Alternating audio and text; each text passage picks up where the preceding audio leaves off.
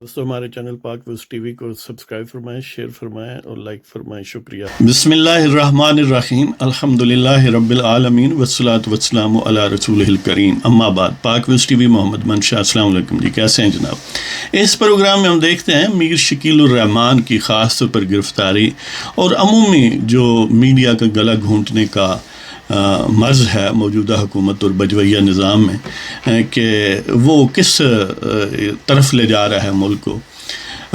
دیکھیں، جو بھی عام طور پر جن کی کوئی کارکردگی نہیں ہوتی، انہیں پھر اس کا سبسٹیچیوٹ وہ یہ سمجھتے ہیں کہ لوگوں کی زبانیں بند کر دی جائیں، لوگوں کو یہ حکم دیا جائے کہ آپ صرف مثبت رپورٹنگ کیا کریں۔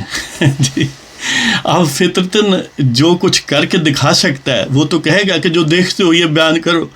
اب ظاہر ہے جو چور ہے، جو ٹھگ ہے، وہ یہی یعنی جو سیاسی ڈبل شاہ ہیں وہ یہی کہیں گے کہ کچھ بھی ہو، آپ نے صرف مثبت بات ہی کرنی۔ آپ کو یاد ہوگا کہ وہ جو 5th جنریشن وار کے ہیرو ہیں، بجویہ نظام کے ایک گوبلز جو ترجمان ہوا کرتے تھے کبھی، ان کا یہ فرمانا تھا کہ بس 6 مہینے کے لیے آپ مثبت رپورٹنگ کریں، پھر سب جو ہے وہ ہرا ہو جائے گا۔ اب آپ نے دیکھ لیا کہ کتنا ہرا ہوا ہے۔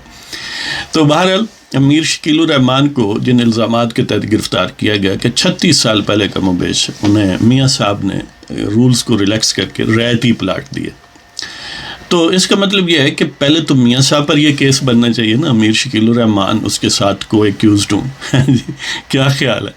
اور پھر یہ ہے کہ 36 سال پہلے کی اگر بات ہے تو انہی دنوں میں کہیں اس سے ملتے جلتے 1-2 سال جمع تفریق کر لے کہ ایک جو اب سیاسی ڈبل شاہ ہیں انہیں بھی ایک یعنی اس ٹھگ کو بھی تب میاں صاحب نے پلاٹ، بڑے قیمتی پلاٹ اور بڑے سائز کے پلاٹ دیے تھے، جن پر انہوں نے اپنی ماں کے نام پر ایک ٹھگی کا نظام قائم کیا جس کو وہ کوئی چیریٹی کا نام دیتے ہیں، اور اس کو سامنے رکھ کے غریبوں سے بھی 10-10 روپے بھی چندہ لیا۔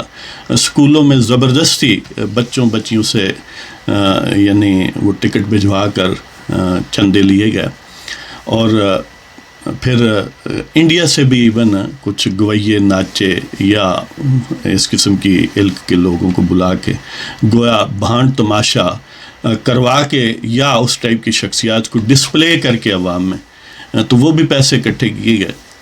حالانکہ جہاں پر زکوٰۃ اور صدقات والا معاملہ ہو، اس میں اس قسم کی گھٹیا پن یا بد اخلاقی پر جو بے حیائی پر مبنی پیسے ہیں ان کو مکس کرنے سے سارا کام خراب ہو جاتا ہے۔ بہرحال ٹھگوں کو اس سے کچھ غرض نہیں ہے۔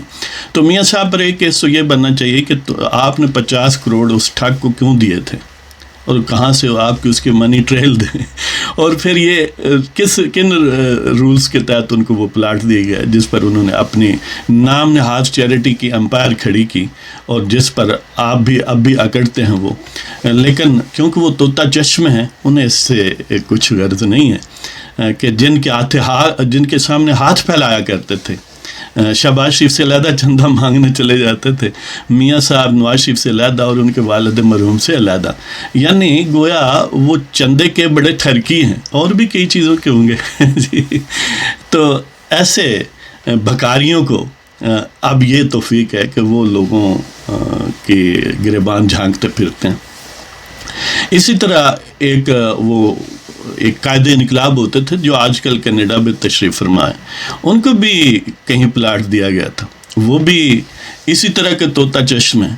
یہ ٹھگوں کے یعنی جو یہ چیریٹی بیسڈ ٹھگ ہیں، ان میں یہ 2 نام بہت اونچے ہیں۔ تو اس والے سے بھی میاں صاحب سے منی ٹریل بھی مانگنی چاہیے اور ان پلاٹوں کا حساب بھی مانگنا چاہیے، اور ان دونوں سیاسی ٹھگوں کو اور چیریٹی بیسڈ ٹھگوں کو بھی ان کے ساتھ کو ایکیوزڈ بنا کے ایک کیس بنانا چاہیے، یا 2 کیس بنا لیں، ایک میں ایک کو رکھ لیں، ایک میں دوسرے کو رکھ لیں، میاں صاحب کو مشترکہ رکھ لیں۔ کیا خیال ہے؟ تو بہرحال کب تک آپ خلق خدا کی آنکھوں پر پٹی باندھیں گے؟ کب تک آپ ان کی زبانوں پر تالے لگائیں گے؟ قریب ہے یارو روز محشر، چھپے گا کشتوں کا خون کیوں کر، جو چپ رہے گی زبان خنجر، لہو پکارے گا آستین کا۔ جو ٹھگی ہے، یہ تو تشتزبام ہے، اور لوگوں کو نظر آ رہا ہے کہ ان لوگوں کو کچھ کام کرنا آتا نہیں سوائے صدقات خیرات اور زکوٰۃ جو ہے اس کو چوری کرنے کے۔ تو اس کے ساتھ ہی آپ ان چوروں کو انجوائے کریں جو اس وقت بنی گالہ شریف کے نام سے ملک کی گردنوں پر سوار ہیں، اور بجویہ نظام جو ہے وہ اس کو انجوائے کریں، اور ہمیں اجازت دیں۔ خدا حافظ۔